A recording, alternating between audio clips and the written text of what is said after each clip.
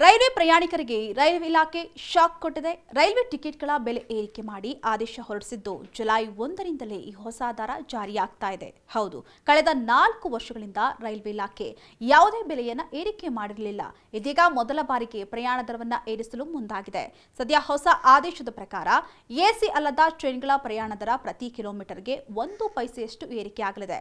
ಇನ್ನು ಎಸಿ ಟಿಕೆಟ್ಗಳಿಗೆ ಪ್ರತಿ ಕಿಲೋಮೀಟರ್ಗೆ 2 ಪೈಸೆಯಷ್ಟು ದರ ಏರಿಕೆ ಆಗಲಿದೆಯಂತೆ. ಇನ್ನು ಕಳೆದ ಕೋವಿಡ್ ಸಂದರ್ಭದಲ್ಲಿ ಟಿಕೆಟ್ ದರವನ್ನ ಏರಿಸಲಾಗಿತ್ತು. ಅದಾದ ಬಳಿಕ ಮೊದಲ ಬಾರಿಗೆ ಪ್ಯಾಸೆಂಜರ್ ಟಿಕೆಟ್ ದರ ಹೆಚ್ಚಳಾಗಿದೆ. ಇನ್ನು ಸಬರ್ಬನ್ ಟ್ರೈನ್ಗಳಲ್ಲಿ 500 ಕಿಲೋಮೀಟರ್ ಒಳಗಿನ ದೂರದ ಪ್ರಯಾಣಕ್ಕೆ ಯಾವುದೇ ದರ ಏರಿಕೆ ಇರೋದಿಲ್ಲ. ಇನ್ನು ಸೆಕೆಂಡ್ ಕ್ಲಾಸ್ ಕಂಪಾರ್ಟ್ಮೆಂಟ್ನಲ್ಲಿ ಪ್ರಯಾಣಿಸುವವರಿಗೂ ಕೂಡ ದರ ಏರಿಕೆ ಬಿಸಿ ಇರೋದಿಲ್ಲ. ಆದರೆ 500 ಕಿಲೋಮೀಟರ್ಗೂ ಹೆಚ್ಚು ದೂರದ ಪ್ರಯಾಣವಾದರೆ ಪ್ರತಿ ಕಿಲೋಮೀಟರ್ಗೆ ಅರ್ಧ ಪೈಸೆಯಷ್ಟು ದರ ಏರಿಕೆ ಆಗಲಿದೆಯಂತೆ. ಇದಲ್ಲದೆ ತಾತ್ಕಾಲ್ ಟಿಕೆಟ್ ಬುಕ್ಕಿಂಗ್ಗೆ ಆಧಾರನ ದೃಢೀಕರಣವನ್ನ ಕಡ್ಡಾಯ ಕೂಡ ಗೊಳಿಸಲಾಗಿದೆ. ಇದು ಕೂಡ ಜುಲೈ 1ರಿಂದಲೇ ಜಾರಿಗೆ ಬರಲಿದೆಯಂತೆ.